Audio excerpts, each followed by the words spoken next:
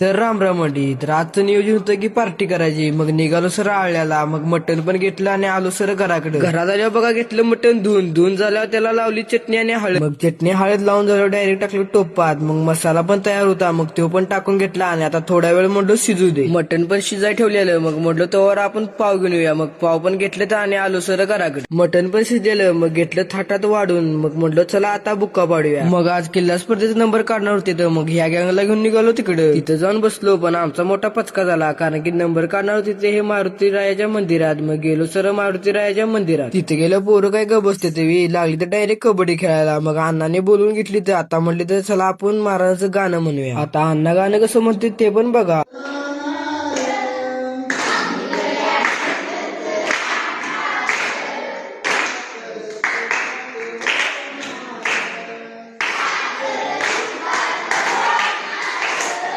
गाणं म्हणून झाले. अण्णा म्हणत आता माहिती सांगा. मग बल्लीनं पण माहिती एकदम खतरनाक मध्ये सांगितली. मग आपला पण पहिला नंबर आलेला. पोरं पण एकदम खतरनाक मध्ये खुश झाली. दणकाय शेव.